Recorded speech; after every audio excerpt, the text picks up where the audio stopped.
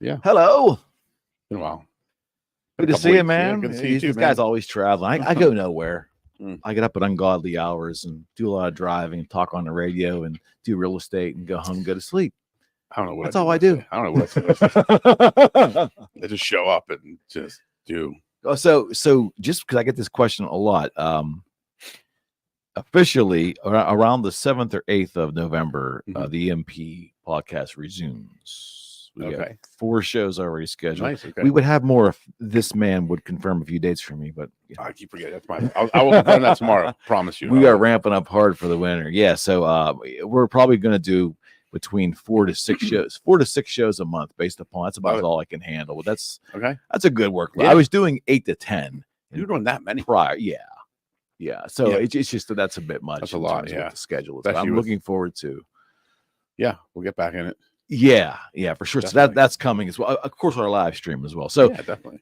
He doesn't know what we're going to talk about today because No I idea. kind of keep him in suspense. I got here like 2 minutes ago. So yeah, we'll talk about loyalty for a sec. Okay, cool. Yeah. The reason I want to talk about loyalty is, in your opinion, for the years you've been on this earth, have you seen a societal shift in the interpretation of loyalty? Oh, that's a good question. I guess we're looking primarily at the business side of it for now, right?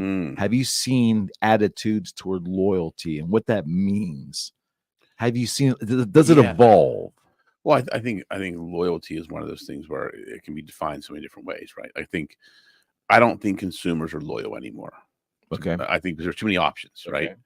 Like I know myself, like there are brands that I'm loyal to, but if someone else, put something up that seems, I'll try it, and I'm not married to any one brand or thing. That's kind of the way I look at it. So except suits. Yeah. Like there are, like I said, there are a few brands because again, you can send that check. I mean, they know, but here's why. So I'm loyal to things that are of value.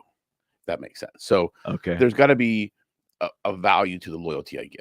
Right. Okay. So it's like I'm loyal to brands that I believe are valuable brands that have treated me well and are like a piece of clothing or a watch I know is something I will have for a long time. So I believe that brand is now loyal to me because it's almost like an investment. Created a product that I know I'm getting more than my buck for. Right.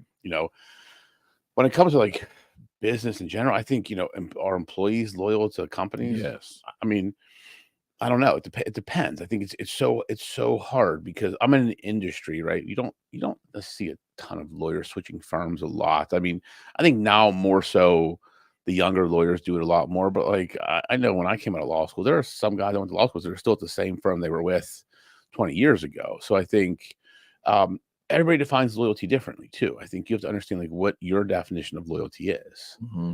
Like to me, it's hard. I mean, it's really hard to articulate.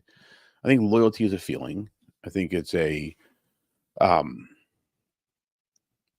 is. So it's a feeling played out by action. Yeah, it is. Like it is. That's a good way of putting it. Like it's the actions. Someone can say they're loyal, but that is one instance that I truly believe actions speak louder than words. You can tell me you're loyal till you're blue in the face, but if your actions are saying something different, I believe your actions more than your words. And I think that's where I think people don't use the term loyalty as much as they used to. I think it meant a lot more 10 years ago. I don't hear people talk about it a ton anymore. Like just in the entrepreneur world. I don't. Do you? No. I think more people entering the entrepreneurial world is proof that there's less employee loyalty. And I'm not saying it's a bad thing. 100%. I'm not saying it's a bad thing. That's a no-brainer at all. But I think that's proof. Oh, yeah. 100%. Yeah. I mean, I think, because here's why. I think, like, I remember coming out of law school and talking to other business professionals when I was younger in my career. There wasn't the mentality of what is the company going to do for me? It was like, what can I do for the company? If I'm loyal to the company, they'll be loyal to me. I think it's shifted. It's like, what is the company going to do for me? If you do what I want, then I'll be loyal. I think that has been a big shift in A Any thoughts generational on shift. why that is? I don't know. What was the marker that changed that? I don't know if it's a generational thing. I don't know if it's because now they think there's just so many more options out there. Like social media makes it seem like there's so many ways to make money. So I think it's like, what do I get from you? I think the tide started to change in '95 with the invention of the internet. That could be, yeah, 100%. That could be because again, that gave you access to information. That's really, now you had information at your fingertips. You could find jobs quicker. You could move companies quicker. Like before the internet, you look in the paper for a job, right? But if you had no idea. So were you really going to leave a job that you maybe weren't too happy in, but you felt secure because you had a living wage and you were able to take care of your family? Now it's like, okay, I feel like a lot of people are just always looking. The job web created that. Yeah. I mean, because I look at it like, if you've been, in the workforce for, say 5 or 6 years, you've already had 3 jobs. Either you're just not a loyal person or you're not good at your job. Yeah, it could mean a bunch of things. Now, I know in the banking industry, I got some friends that are in management, some are in sales there, and it seems like they change. They're flip-flopping from bank to bank almost yearly. Yeah, a lot of industry is crazy. But I also know a lot of bankers that have been there 20 years. Yeah. And a couple of my good friends that are bankers, like they've been there almost their whole careers at certain banks. So I think it goes both ways. Yeah, it's I think the web changed it. Because that's the economy changed in '95. They had the pre-'95 and the after '95, and the availability of communication, options, the ease of seeing different jobs. Yeah, it used to have to really go on a hunt on your spare time. Yeah, right. Or call a headhunter. That was a real thing. Headhunters were a real. They're still out there. I get contacted by them all the time. They are, but employees. It's a different environment for them too with the web. I think so. I think it can make it easier for them to find candidates. It's also harder for them, I think, to get business because why would I pay you 25% if I just go find the person myself? That's the thing. But again, there's a benefit to them. I do believe that because they do a lot of the vetting. They help you hire better and faster, I think. Certainly. So I think, if we do hire someone else soon, it would probably be through a headhunter. Yeah. Just because I think that's what we need to do. But yeah, loyalty is a funny thing because, I believe there are many loyal people in business. I have loyal people at my firm, I think, but everybody defines loyalty different. And I think that's where people get caught up, right? Because you may define loyalty one way, I may define it differently. We both think we're being loyal to one another, but we're not because my way is different than yours. And that's why I always say you kind of got to try and step into the other person's shoes and see, because I think there's a lot of disconnect. That's just I think in life in general or business in general. I think the biggest disconnects between individuals, relationships, spouses, whatever the case may be, they're not willing to step in the other person's shoes and understand like really what's going on with that person. We're very, because I think we're egocentric by nature as human beings. Yeah. I have a tendency to always look at things from my own perspective. I think we all do. And it's a downfall. And I think that to that point, because it's so counterintuitive to the way humans are wired, because it's self-preservation first at all costs. Oh yeah. That you have to make an intentional motion to step out of that, grab with humility. Yeah. And try and put effort in to see a different perspective. Yeah. You gotta want that. Yeah, and it's hard to do. I think it really, you might be wrong. You might be trying and you might think you got it, and it might not be anything like that person's. It's a crapshoot. It really is. But I think humility is a huge thing when it comes to like looking at other perspectives. You gotta be humble enough to say, I may not see it the right way. Let me look at it from this person's perspective. Because again, I'm the biggest culprit of that. Like thinking everybody sees the world like I do. Well, no, but I do. I tend to always think like if I can figure it out easily, why can anybody else? And it's like they don't think like me. I look at things differently. So I have to always remember that and try to make myself not get frustrated because of that.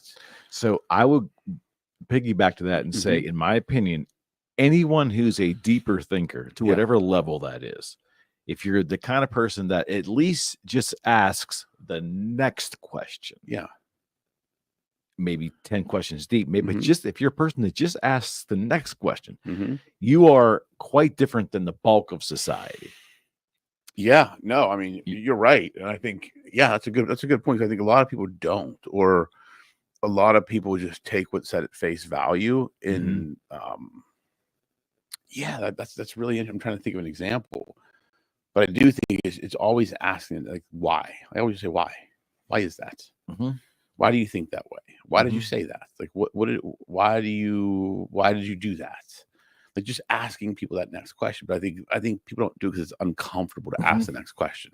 Because Mhm. that's where the real answer Okay, so is. why is that the way it is? Yeah, well, I don't know. I think again, because Why is it uncomfortable? we're all self-conscious by nature, right? Mhm. We're all insecure. We all have our own insecurities, right? Mhm. I'm 47 years old. I have plenty of insecurities, right? Mhm. I don't know what I'm doing most days. Mhm. I just You don't. can't hit a curveball. I probably couldn't see a curveball now, man. I mean, I would love to go try. Actually, I would He love to might not be try. hitting my curveball. I would love to try and hit one now. Like I would probably go to the batter's box and couldn't hit like a 60-mile-an-hour pitch. I'm sure of it. But I think it's we have these insecurities as individuals, and I think Okay. so it's just uncomfortable. It's an uncomfortable thing to do, to ask that next question, or to and then to answer that question, because that's where the real answer is.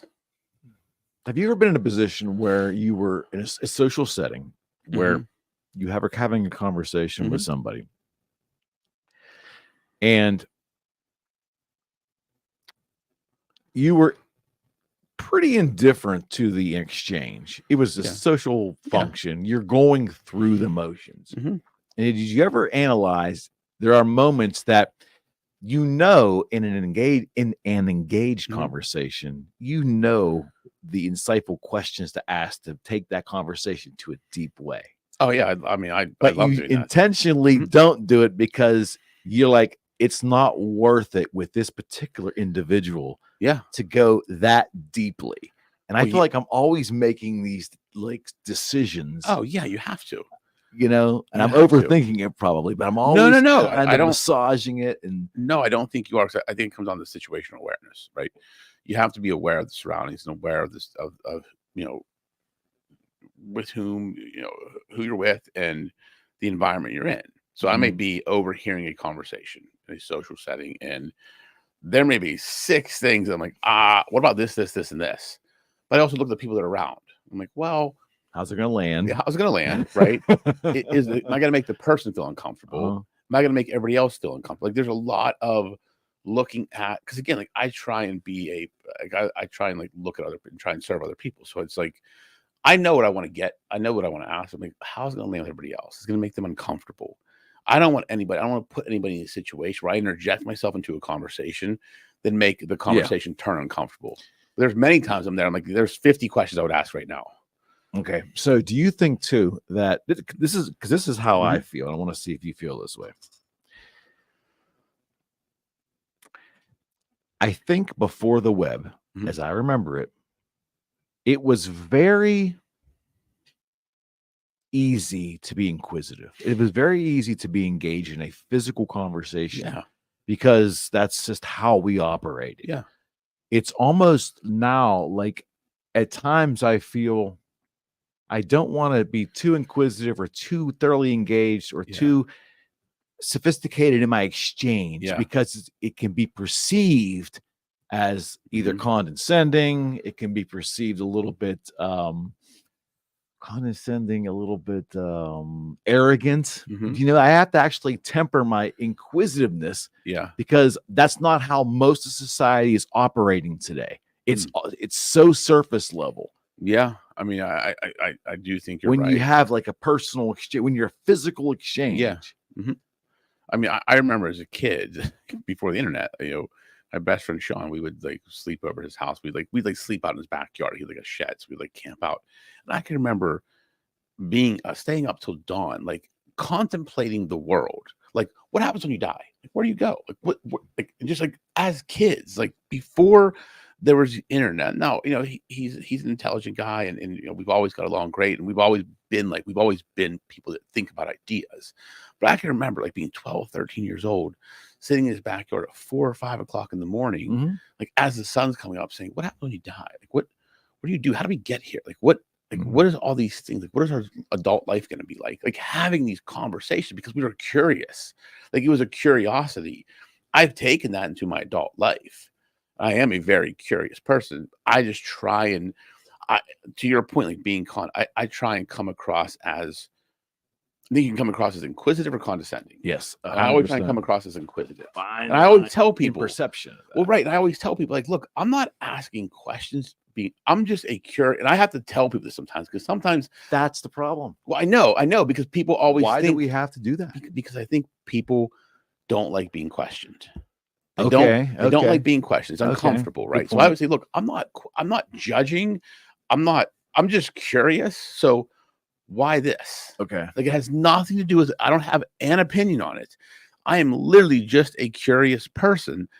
I literally have to tell people that I'm just asking. Yeah. I just ask questions to ask questions, not because I think something and I want to see where you go with it, or I'm trying to catch you with something. Yeah. It's purely I am curious. And I think it is a little sad from a human perspective that we have to bridge what you just said. Like, absolutely it is. You have to put that front up first to make sure that no one's offended or no one's.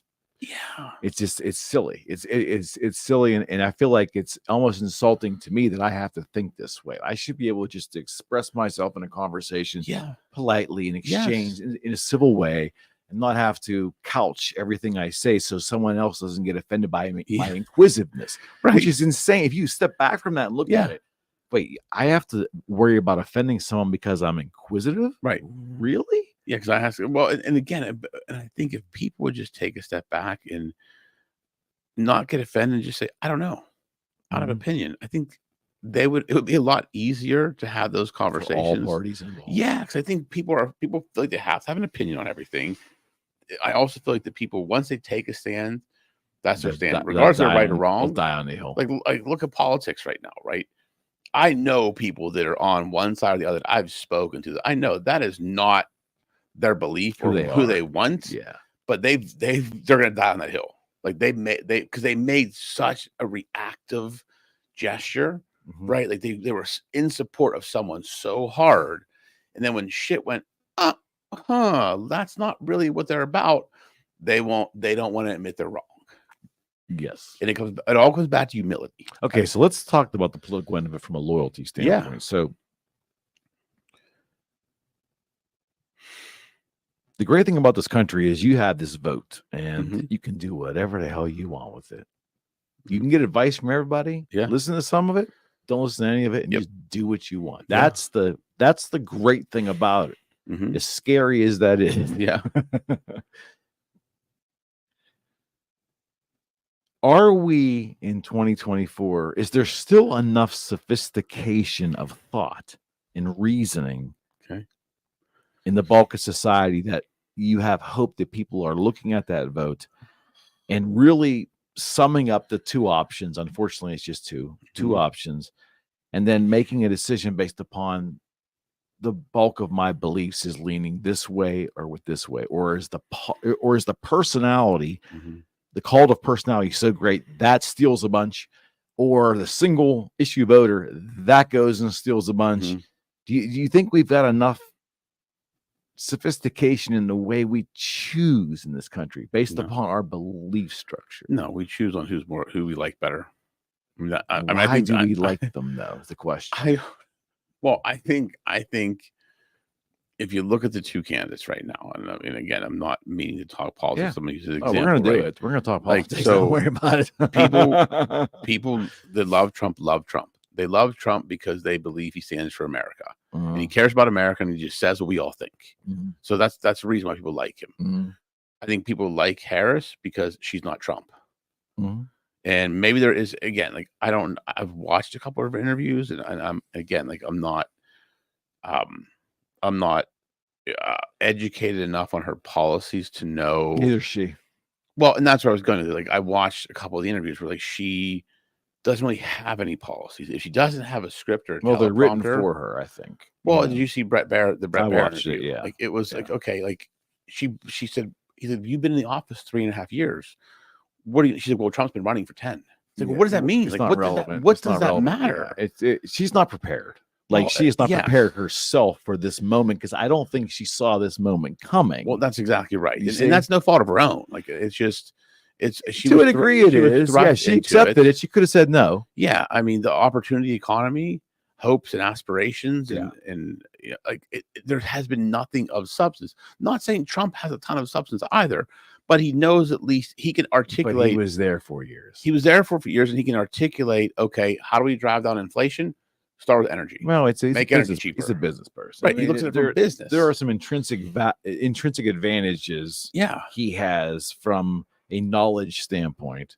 Yeah, again, I wish people would vote on truly policy, or like this is a business that we are all employees of, or we are all part of. The public will never look at who do we want to run our company. Yes, we're both entrepreneurs. Yet we can, because Right. that's the way we're wired. Yes, Our brains are wired that way. The average, not average, the bulk of the people who are Yeah. not in an entrepreneurial mindset, Mhm. they just don't look at things that way. Their view of the world is just different. completely different. And that's my thing. Because I said, if someone can give me an articulate argument as to why Harris's policies for the country and myself are better than what I know Trump's to be, I'll listen. Yeah. No one's been able to do that. They just say, how could you vote for Trump? Yeah, She's not Trump. She wins if the call to personality is real strong for her. She Right. wins. Correct. She won't win on an issue. I don't believe that. I actually, it's the whole, is she going to hang her hat on the abortion issue? Well, it's not actually clear that Trump is anti-abortion. Correct. It's about an issue, whether it's a federal or state Right. issue. Correct. But again, that's that next question. That's that sophisticated reasoning we were talking about 20 minutes ago. Yes. Does enough of the public have that? But He's against abortion. She's for abortion. That's too simple. That's too second grade. Right. Well, and that's the thing. But here's why politicians are smart, or their teams are smart. They know that 75% of Americans aren't going to do the next level of thinking. They're going to hear the They're thing, triggered. and they're going to say, "Yep, she's for abortion. He's against abortion." Like, I'm going to pick my side, and that's who I'm voting for, Yeah. without understanding the underlying thing. Because the want is not there. Well, right. To do that. So why is that? It's not easy. People want ease and Not comfort. that hard to read, though. No, but think about it. But think about how much information we have, right? Okay. Like, I can go on social media right now after this live stream, and I can get 5 iterations of the same story. And That might which be one the is true? That might be the problem, though. That's what I'm saying. On social media. So for your people news. just say, "This sounds good. I'm going to go with that." Because you can get, like, I know myself. I think I'm an intelligent person. I'm a logical thinker. There's been times where I go on social media. I'm like, I think I'm going to question everything now. I'm like, am I really here? Am I living in a simulation? Like, I mean, You are. but there are things where, like, I go down these rabbit holes. I'm like, maybe that is true. And again, like, I'm a pretty rational, logical thinker, and it gets me. So people that aren't as rational or logical as me, and are really just kind of, they don't like to do the deep thinking, I couldn't imagine. I can at least discern, I believe, truth from fiction. I can usually discern what is objectively factual and what is a spin on facts. Okay. I think, can you imagine if you can't do that, and you go on any of these? So you go on TikTok for 10 minutes and your brain will explode. If you go on one of the rabbit holes about politics, or the flat earth, or the moon landing, or aliens, or different timelines, been down all of them. I'm like, well, we're living in a simulation. The earth is flat and there is no moon. That has crossed my mind. He's not ready for a UFO show. That's my thing. I'm like, what is happening? And I started looking. I'm like, okay, the pyramids, they must have been built by giants. I'm like, did we have giants That's here? a Where'd theory. they go? That's a Why theory. are they not here anymore? I'm like, how did they build these big ass pyramids? Can't do it today. How could they do it back then? Like, what happened? This is the problem. And again, I'm logical and rational. Can you imagine if you're not, and you go, and you're like, yeah. That's why you have these people that have these flat earth hats and merchandise, because they're just like, yeah, the earth is flat. Like, is it? Is it though? Like, I don't know. Maybe it is. Who knows? I've never been up in space to tell you. I fly and it looks flat when I fly. So I'm roughly 10, 12 years older than you. So I have a real clear vision still of what it was like before the web as an adult. Okay. 95 back, I was I was in high school. 29 years old. So I mean, I had this decade and a half of being a young adult without the web. I was in business, not in business. I was working in business, and it really feels like we are in a cartoon now compared to what existence was before you went to a computer, sat down, and opened up this other world. You see what I mean? Yeah. It was completely a different world. How we communicated at the grocery store, how we stayed in connection with our friends and family, and how you went to work. For most people, I would guess you went to work. You'd leave work. Yeah. When you left work, your job did not interfere with your home life. Right. For most people, right? Right. The connectivity was simply not there. I feel like everything now is like a ball of confusion. It's just so confusing. It's confusing, but it's also overwhelming. Not just for a certain group of people, for everybody. We all have our own amount of, and depending on how much you fight back against the overwhelming nature of society, could affect the quality of your life. Oh yeah. I mean, again, I think. I mean, it really can. I think people just need to. It's hard to teach people how to not be overwhelmed because there's just so much stuff. And there are many days where I'm overwhelmed. Not from the work, but just from the information that's coming at me. Like just this past week, I've had a zillion emails come in every day, and plus social media messages. Like now with all the political text messages, my phone dings all day long. Me too. Like I think today alone, this afternoon, from noon until I got here, I had about 28 text messages, all political stuff. Wow. I'm thinking, why? Like it's pretty intrusive, isn't it? It's extremely intrusive. And I said, delete and report a spam. Delete and report a spam. Me too. And they're all still calling. Don't stop them. They don't stop. It's like I don't even know how to get them to stop. 19 days, bud. Yeah, I mean I count that down on my radio show every morning when we open up the mic. That's it. Counting it down.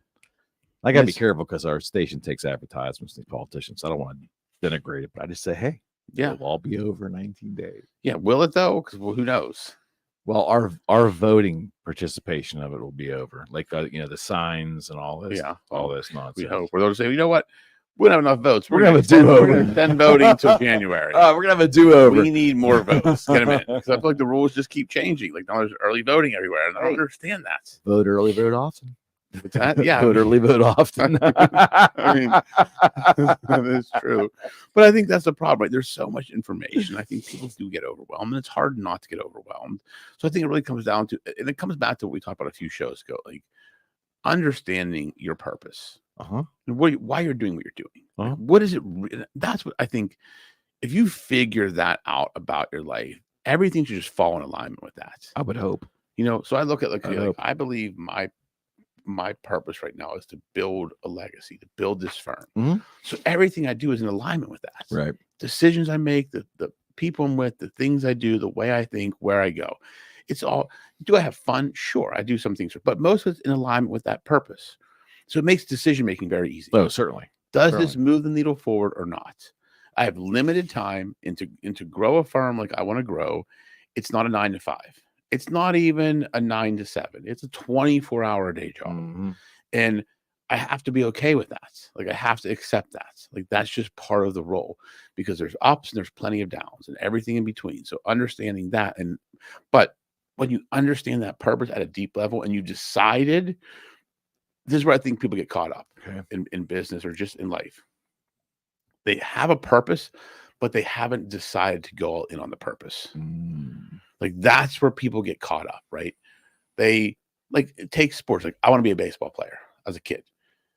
If you really want to be a baseball player, you go all in. That means you eat, sleep, and shit baseball, right? Most people that's what they want to be, but they don't want to do what it takes to get there. The cost. That's the thing. They want to enjoy the accolades without experiencing the pain. That is the internet culture, more specifically, that's the social media culture today. I mean, I think that's just culture in general. Like it's really, do you think it was pretty prevalent? No, I mean now the I'm saying, web. no, I'm saying just now. Like I think that's just became a thing in culture, but social media caused it definitely. But I think now it's like they want to have what you have, but not do what you've done. Because it's, in my opinion, the reason we are living this way is because it's too easy to fake the illusion of success. Yeah. And the masses of folks are watching other people, whether they're successful or not. We really don't know the appearances. So we're getting to visually taste the fruits. Yeah. But while we've de-emphasized the labor, see, the fruits are at the top. Well, we have a right to those fruits. Right. Well, you have all these people on social media, like I always call it the look at me culture, right? It's one thing if you're on social media for business. I get that, right? If you're trying to educate people, but there's a lot of people I see, especially in our Pittsburgh market, that are, it's always this kind of passive way of saying, look at me, look at all this stuff. I'm helping people. I'm doing all these things. But it's always about showing, the money or the cars or this and that's. Like, who gives a shit? Like, no, like that's like, just do. If you're going to help people and educate people, that's great. Do it. Use social media for it. But there's always this kind of backdoor way of it. It's like it gives people this impression like they a want passive that aggressive way of promotion. Yeah. So either those people worked their ass off and got there, they're not showing that, or they're putting on an image, like they're renting the Lambo or they're leasing it or whatever the case may be. I mean, to me, like I look at that stuff, I'm like, okay, well, okay, cool, but what does that matter in the grand scheme of things? And I think people, again, it creates this sense of, like objective unreality for people. It's like they want to have all this stuff, but they either don't know what it takes to get there or don't want to do what it takes to get there, or the person's faking that they got there. Because to be successful, it's fucking hard work. Like, I'm not gonna lie, like it is exhausting every single day. For actual success. Yeah. Yes. I'm nowhere near where I want to be. Not like, I don't ever think I'm successful. I think I'm getting there. I just think I'm just building something and continuously climbing the mountain. And it is exhausting. It is an every day, all day. My brain never turns off. I sleep maybe 5 hours a night, and that's what it takes. Like truly, but people don't want to. They want to have all the things in the clout of success, but don't want to make the sacrifices. So, is society actually operating in a way where you don't have to make the sacrifices and you can get that success, or is it just an illusion? Because the reality is, you still have to put in the time. Yeah, you still have to put in the time. Again, I don't think there's any quick way to be rich and successful, or to be wealthy and successful. It takes effort. It takes effort. And again, a lot of these people online that show this shit, they're not being truthful because it took them a long time to get there, or a lot of work. It's not all sunshine and rainbows. It's a lot of grit, determination, struggle, and just sheer uneasiness. Right.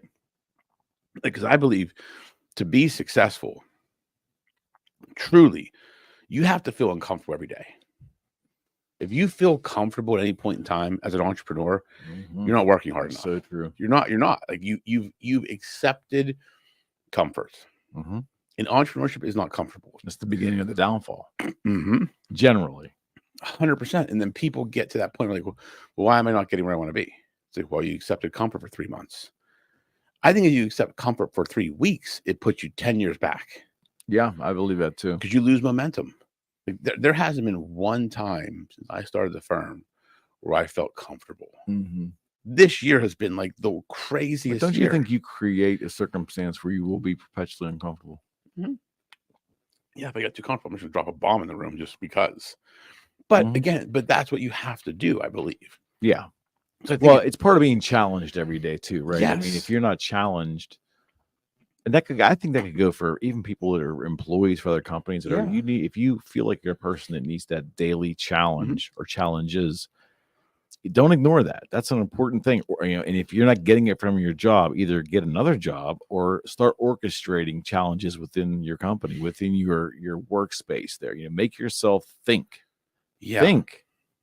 Force yourself to Yeah. think, ask the next question. Yeah, And do the the next next question. thing. Like that's the thing where I think people have gotten very. Again, I look at the work.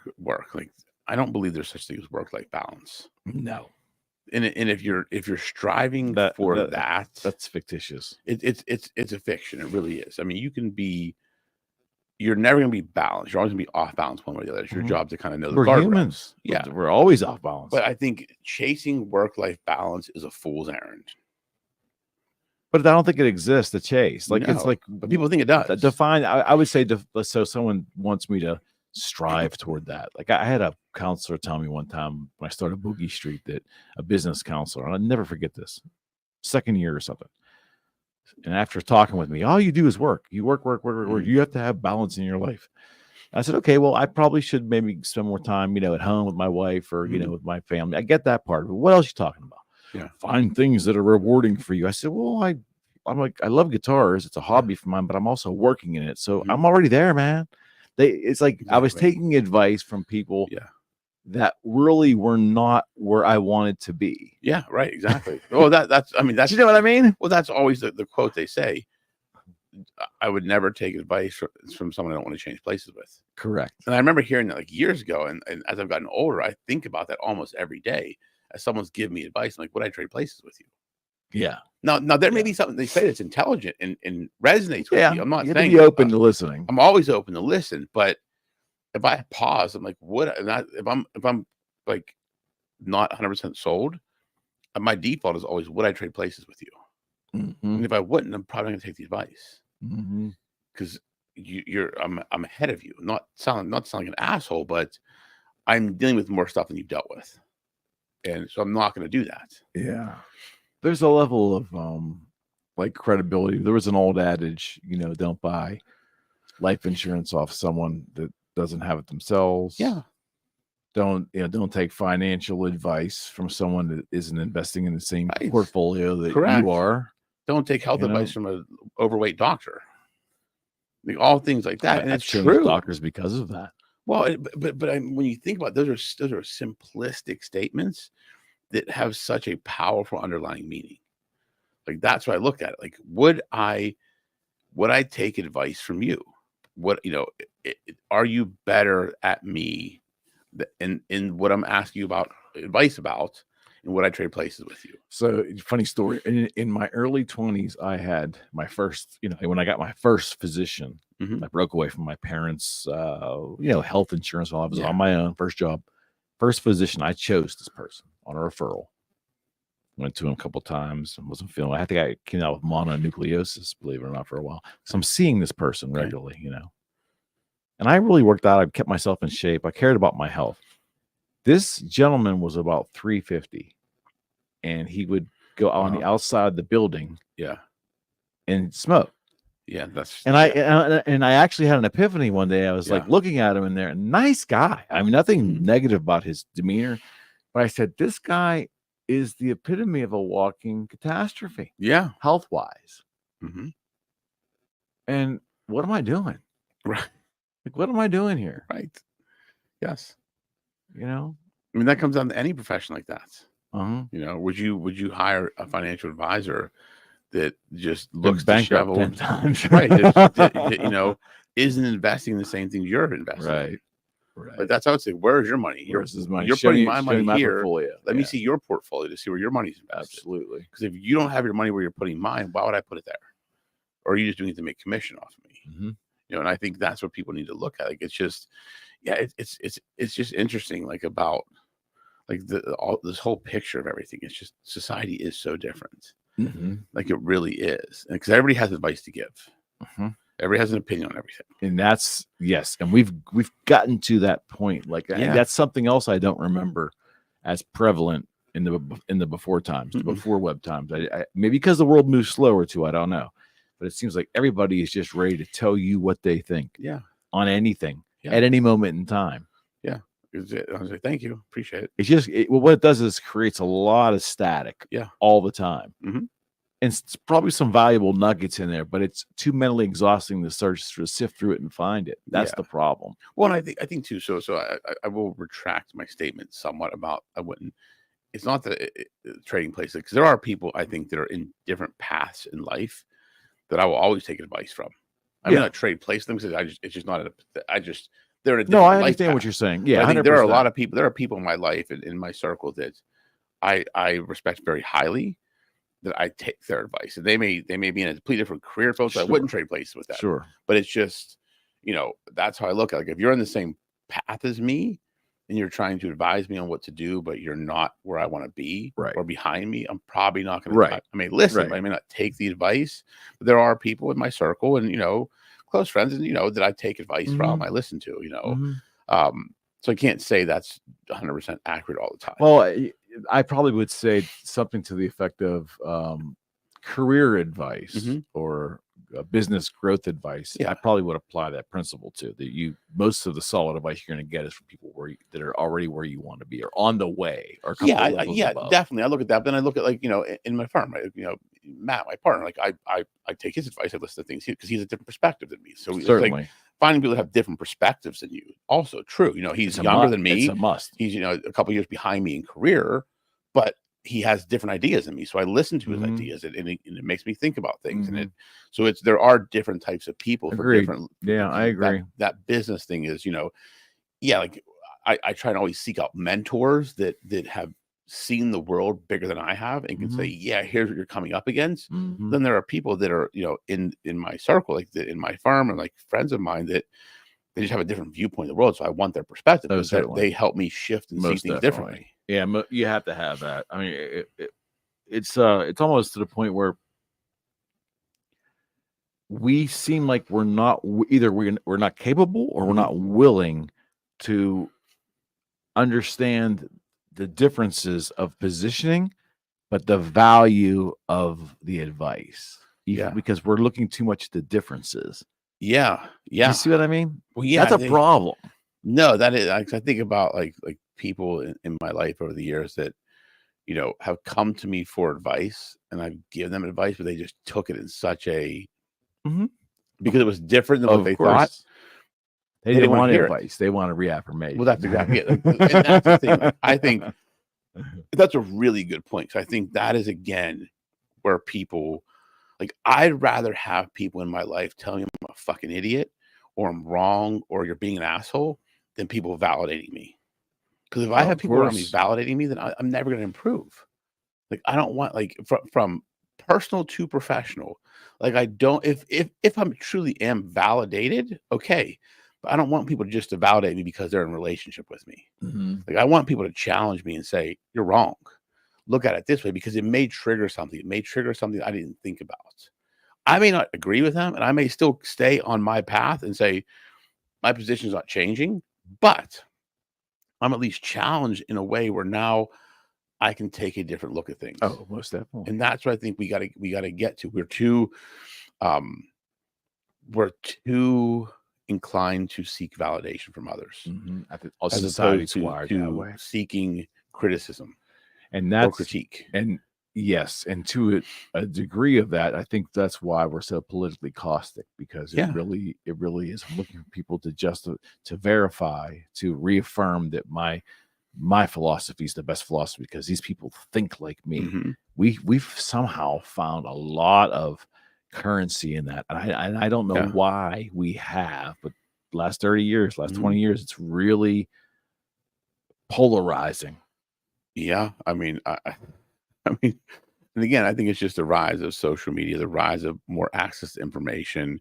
People get fired up more. People instigate each other more. I think there's more pot stirrers out there in the world. I think there's so many variables that play into that as to why there's this shift over the past 20 to 30 years. So you think that we're more inclined to, although we probably cognitively know it's not good for us mentally, do you think we're more inclined to always seek more drama than we are peace? I think people do. We say we not want everybody. Peace. We say we want peace, but we're like attracted to the drama. Well, I think because when you drive past a car accident, everybody rubbernecks, right? It's something to look at. It's peaceful just to drive on a road, but when there's a car accident, people have to stop and look. We're attracted to chaos. But I think, one thing I've learned over this past year, especially, there is so much value in peace. Oh man, Like so much. Like I operate very well in chaos. Like I've always been a pressure player, and I operate very well in chaos. Like that is kind of that is like where I operate the best. Like that's my playing field, chaos. But I also realize there's so much value with peace. you gotta find it though. You got to find it. You got to find what your peace is. But I think once you find that and just live in it for a moment, there's such a value to it. Then it makes the chaos easier to sort through. I'm totally with you on that. And it's hard to. I had this conversation with a younger guy who was going through some stuff, and he just like one day just told me everything. I'm like, whoa. But I realized that me telling this guy that he needs to find a way to get some peace in his life, it's like this. Yeah. From everything I can see, I don't know if he's ever experienced peace. He's had this journey that's just so chaotic and so turbulent that, you know, I think there are a lot of people walking around that if you said, you know, hey man, your peace is everything, they don't understand. Yeah. They're not living in any semblance of peace in any part of their life right now. You're right. It's terrible. Yeah. And when you take a step back and look at life from a 30,000 foot view, there's really not that much to get angry about. There's really not that much to get upset about. Like I tend to, because sometimes I overreact to things. Like I'm human, right? I'm Italian. I'm a guy. I'm human. I overreact probably more than I should. But again, I've learned a lot this year. Sometimes just sit back and watch and listen and observe and find peace in that. Just find peace being in the thing. I find when I do that, I don't do it enough, but when I do that, I find humor. Humor is the next thing I find, because it all appears very funny that it doesn't, like he said that really in my mind. I'm going, it doesn't really even matter. When you get into a situation like that, and it sounds super chaotic, and then you step back and you find your own peace, and you look at it with a different perspective. You're like, that's just so stupid, all day long, like so dumb. And it ends up becoming comical. Then it's not magic. Anybody can do it. No, but it diffuses a situation very easily. Of course. Like, and I think that's where people tend to get caught up. To diffuse a situation like that, it is truly just pulling back and looking at it slightly differently and saying, it's not that big of a deal, and then laugh about it. Yeah. We're just such overly emotional creatures. Yeah, but look, emotion is a good thing, right? Like I think emotion has harnessed correctly. Harnessed correctly, yes, but it has its place. Like that to be human is to feel emotion. Like that's what separates us from animals, right? We can feel emotion. We can actually articulate emotion. We can articulate feelings. That separates us from everything else on this planet. Sure. So there is a place where it's just, you're right. Like you have to harness it correctly. Don't, like I've learned as I've gotten older to just not overreact and to sit with things for a little bit. Then if I'm still pissed the next day, it's a hard lesson to learn. But once you realize it, like it's, okay, I can sit with it. And is it really that big of a deal? Then most 95% of the time, if I let it sit for a day, it's really that big of a deal. No. Things look different in the morning. They do. And I think, look, there will always be, especially one night stands. Sorry. I mean, yeah, I guess. But you know, I'm right. Yeah, I'm sure. I mean, you had them back in the 60s, right? Sure. I think it's finding your peace, man. Like if you find your peace and just take that step back and you just look at things differently, it makes life a lot more enjoyable. Yeah. Again, I question how much want we have to look at things from, or try to look at things from other people's perspective, because that's the only way we're going to get out of our frame of mind, even temporarily, just to maybe hope to gather some perspective. Yeah, no, I agree. But you gotta be willing to have that. You gotta be willing to do it, humble, but you gotta want to do it. Yeah, you do. I'm just not there. I don't know if we want it enough. You know, it's just too easy to. Yeah, this is me, man. I believe in XXX and XX and Y, and that's my identity. I'm gonna wear it as a badge on my thing, and I'm gonna walk around the world. And if I offend you, F you. I don't care. This is who I am. Well, it's, you know, sure, you're gonna have a great swath of people that are also delusional like you and think that they're with you. and a bunch of people that you're going to be caustic to. And I just don't know the value of living that way. I just don't. No, I don't. Being open-minded and trying to find peace every day is, I think, a very easy way to live. Like I have my values and my beliefs, but I can be convinced otherwise. But I keep an open mind. I like to listen to people, and I try and find peace in most things. I may not appear as that, like I may appear that I'm charged up, but I'm pretty laid back. And I think once you kind of get to that point where you don't let most things bother you, life's so much easier to navigate. It really is. Was there a definitive moment ever in your adult life that you changed your opinion on a major philosophy or issue? Yeah, I mean, I think once I really started understanding Stoicism was really just in the past couple of years. I mean, I was emotional, like emotionally reactive person, passionate. Like I would get Stoicism has really helped me take in information differently and process information differently and understand that control what I can and don't worry about the things I can't. And that's been a real change for me. And I believe that, that's just an easy way to live. I can control what I can control. What I can't, I'm not going to let bother me because I can't do anything about it. You don't give power to the unknown. Right. Yeah. Because why? I'm just giving away power to something I don't know or can control. So I'll just keep operating like I do and not worry about that stuff, but be prepared for it. Like that's the big, that I think is a variable within Stoicism that people don't practice as much. Okay. Like it's about, controlling your emotions and controlling what you can control and not worrying about what you can't, but also being prepared for what you can't control. Like that's a piece that you've got to, because that's part of responsibility. Yeah. And it's playing chess.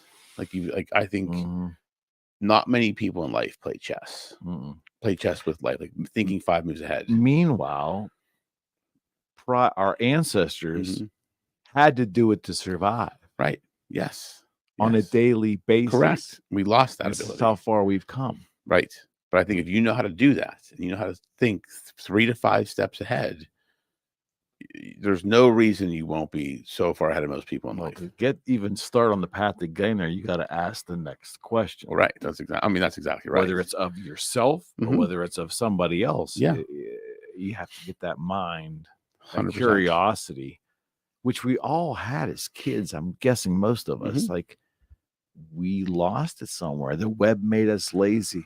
The fact that you could go to a browser, this new thing, it takes up my entire computer screen, a little field, and I type in anything I want, any question in my mind. And supposedly, the answer will just come right up there. We didn't have to really think and reason anymore. Now you have ChatGPT and AI. You just type in your question, it'll answer it for you. You don't need to search for the answer anymore. You just type it in and you ask it the right way. You'll get a pretty good answer. It may turn our minds to mush. It may. Yeah. I'm not disagreeing with that. I think if you rely on it too much, like I always say, AI is great to supplement your position, not to replace your position. Because if it's replacing you, you're not good at what you do. Like I believe you can supplement. You can't trust it anyways right now. It isn't refined enough. It's getting there though, man. Like every day it's better and better. It is. And it will. I tried something today and it spit out 95% of what I needed. But you still had to edit it. You didn't trust. You didn't trust it enough that you could just take that text. No, I'll never do that. And blindly send that somewhere. No, you'll never do yours. Correct. You'll never do that. I would never do that. You might not ever do it, but I guarantee a lot will. But I use it like for marketing stuff and like things like that. Like I'm not going to use it to spit out a document I'm going to send to a client. Like yet.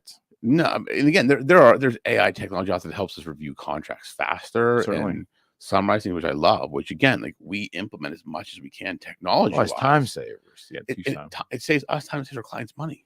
Like I don't have to spend 2 hours summarizing a contract. I can do it in 30 minutes. And there's a competitive advantage. Correct. Exactly. That's exactly right. So it's it's gonna be an interesting world ahead, man.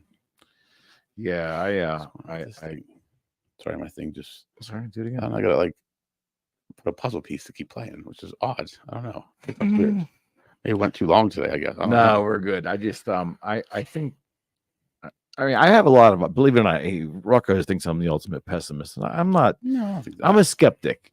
Yeah, that's a better word. To some degree, yeah. You're I don't think skeptical. I'm from the I don't think I'm a traditional skeptic, but